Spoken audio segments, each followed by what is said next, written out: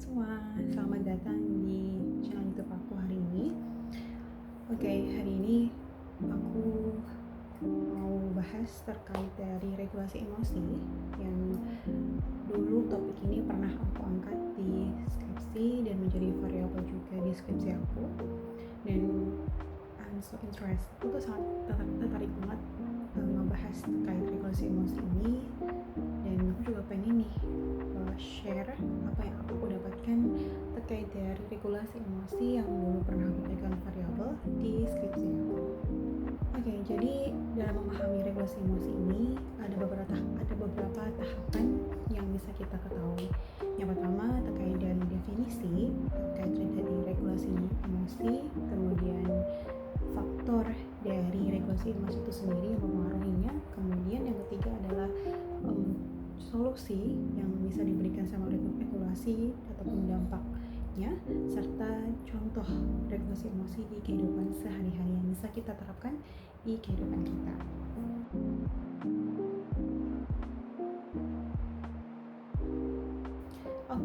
Yang pertama terkait dari definisi regulasi emosi itu sendiri. Regulasi emosi adalah proses pengendalian dan pengelolaan terkait dari perasaan ataupun emosi agar dapat merespon situasi dengan cara yang sesuai dan tidak berlebihan. Jadi regulasi emosi ini melibatkan terkait dari pengelolaan, mengatur, memahami, mengelola dari emosi yang ada agar tujuannya kita bisa menjadi pribadi yang mampu beradaptasi dengan emosi negatif dan tetap bisa berfungsi dengan baik secara efektif. Apa sih faktor yang melatar belakangi dari kita harus bisa beregulasi emosi? Yang pertama, kenapa kita tuh perlu banget regulasi emosi?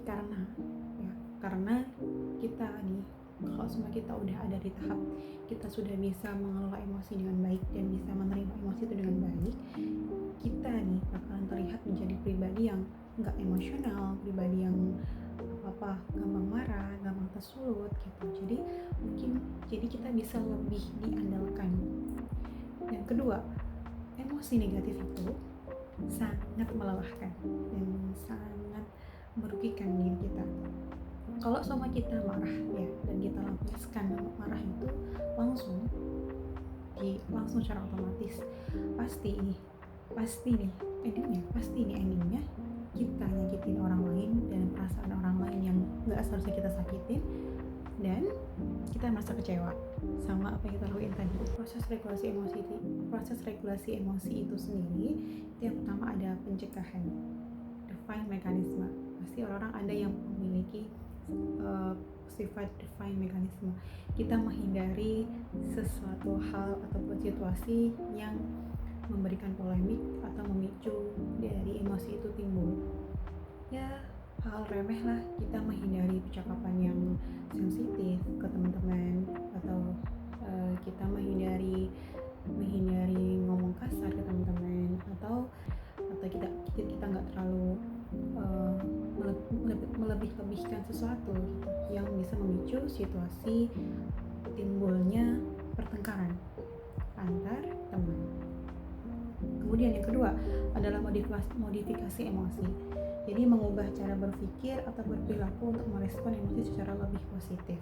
Memodifikasi emosi, contohnya mungkin ini yang bisa kita sendiri, mungkin kita pun juga udah merasakan ini ya. Ada nih teman yang mungkin celetukannya nyakitin, atau enggak mungkin kitanya lagi di fase yang lagi sensitif banget, lagi capek dan sensitif, terus ada nih celetukannya tuh yang nyakitin banget, sikapnya yang nyakitin banget, terus akhirnya ya kita memodifikasinya itu mungkin kayak dia tiba-tiba marah, dia tiba emosi atau enggak mut-mutan gitu, dan mungkin kita memodifikasi kepada diri kita sendiri, kepada kita yang tadi sebagai subjeknya, ya udah kita diemin dulu dia gitu, dan ya masuk sih, kita diemin dia dulu gitu, biarin dia merasakan emosinya sendiri, dan kita lebih memilih untuk ya sama, kita juga ngeredain emosi kita sendiri. Mungkin kita berpikiran kita modifikasinya kita berpikir, oh, mungkin dia hari ini lagi capek, sama kayak kita. Mungkin hari ini dia lagi banyak pikiran, mungkin dia hari ini lagi banyak kendala deh, atau mungkin dia hari ini lagi banyak komplain. Jadi wajar lah kalau emang dia emosi, dia dikit-dikit emosi gitu.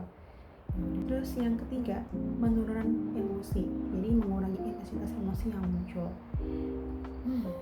Itu banyak banget sih. Kalau contohnya mungkin banyak banget ya.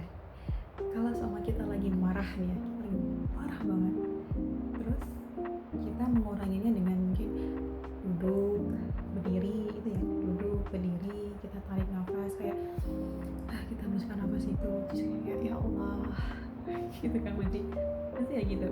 Kalau lagi emosi, kalau kita lagi dalam keadaan duduk, kita berdiri. Kalau lagi berdiri, kita duduk. Udah, terus kita tarik nafas. Ya udah, habis itu ya pasti ada emosi yang turun. Oke, yang keempat terkait penyerapan emosi. Itu adalah menghargai dan menerima emosi tanpa menekan dan melampiaskannya secara destruktif. Jadi ya udah, emosinya datang gitu. Kita lagi sedih, kita lagi kecewa ini ya.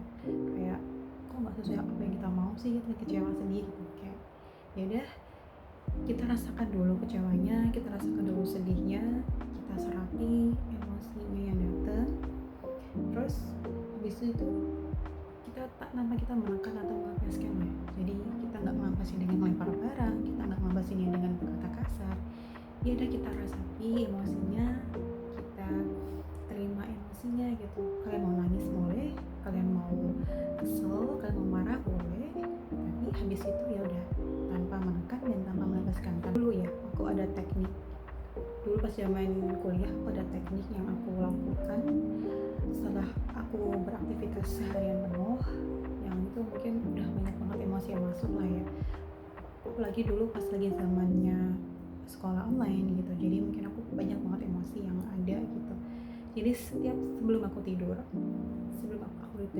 tuh rutin meditasi selama 5 menit.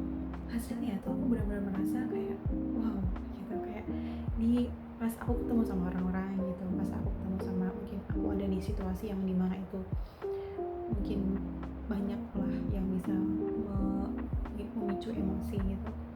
Aku jadi pribadi yang lebih sabar gitu, jadi pribadi yang lebih bisa ngatur dan mengelola emosi gitu. Jadi nggak gampang tersebut, nggak gampang marah gitu. Jadi kayak aku pikir kayak wah, kok aku kemarin kayaknya sebulanan penuh kayak aku nggak marah deh, sebulanan penuh kayaknya aku nggak yang serasa nggak yang marah-marah deh gitu.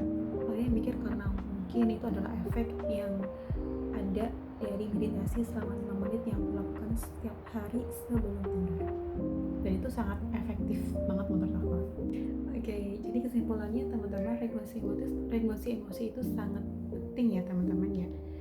Jadi regulasi emosi itu bisa menjadikan hubungan kita dengan orang lain itu menjadi lebih sehat, terus meningkatkan kesejahteraan psikologis kita juga, dan mencapai tujuan jangka panjang dengan cara yang lebih efektif. Jadi kalau kita benar-benar menerapkan regulasi emosi dengan baik di kehidupan nyata, di kehidupan pribadi, ya mungkin kita bakalan bisa lebih mengatur emosi dengan baik ya. Kita bisa mengelola segala situasi dengan baik. Jadi kalau memang ada case kayak gitu, kita bisa tahu nih gimana ngatasinnya gitu. Efeknya kita nggak capek, terus merasa nggak enak, kita harus merasa ini itu.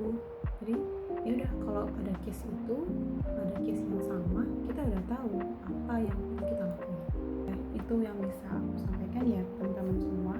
Semoga kedepannya kita bisa lebih belajar lagi terkait regulasi emosi itu sendiri. Kita bisa lebih memahami regulasi emosi dengan baik juga. Oke, sekian dulu dari aku. Semoga teman-teman bisa memahami dan menerima serta mengaplikasikan regulasi emosi dengan baik, dengan